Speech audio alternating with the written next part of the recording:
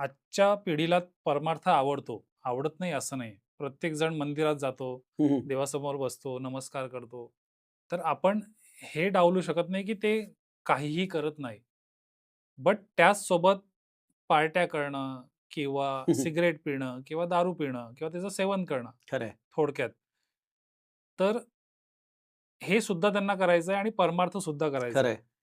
तर ह्या दोघांचं काय म्हणतो आपण त्याला त्याला म्हणता येईल, की त्याचं हे सगळं सोडण्याचा प्रयत्न ते करतात, की नाही करत नाही असं नाही, की त्यांना दारू सोडायची आहे, सिगारेट सोडायची आहे. बट बाजूचे जे सराउंडिंग आहे किंवा मित्रपरिवार आहे, त्यामुळे ती ते गोष्ट सोडू शकत नाही. पण खरं त्याचा अर्थ असा नाही, की त्यांना परमार्थ करायचा नाहीये. तर अशा वेळी तुमचं त्यावर काय भाष्य असेल, की हे दारू, सिगारेट, मांसाहार किंवा अनेक नको असलेल्या गोष्टी, ड्रग्ज याचं प्रमाण वाढतंय. बरं. निश्चितच हा चिंताजनक भाग आहे. परंतु यामध्ये आपण जर स्वतः आतून कन्विन्स असू एखाद्या गोष्टीबद्दल, हं, तर आपण त्या मार्गावरती जाऊत का? जाऊ.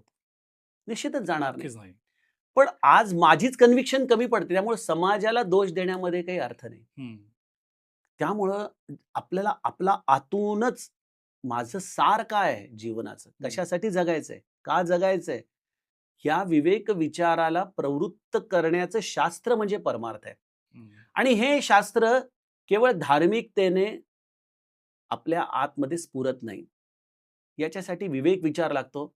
यासाठी अंतर्मुखता लागते. हं, यासाठी सद्गुरूचं अधिष्ठान लागतं. यासाठी सत्संग लागतो आणि यासाठी ग्रंथांचं देखील आपल्या अंतःकरणामध्ये निरंतर चिंतन चालणं हं, गरजेचं आहे. जेव्हा हे चिंतन, ही साधना, गुरुकृपा या सगळ्याचा संगम होतो, हं, त्यावेळेला विवेक विचार आतमध्ये प्रगटतो आणि एकदा विवेक विचार प्रगटला, की या असार गोष्टी आपोआप गळून पडतात. हं, त्यामुळं आज समाजामध्ये जर एखाद्या व्यक्तीला अशा व्यसनांमध्ये असताना जर परमार्थ करावासा वाटत असेल, तर तो धार्मिकता करो न करो, पण त्याने गुरूचं अधिष्ठान घ्यावं, साधन करावं.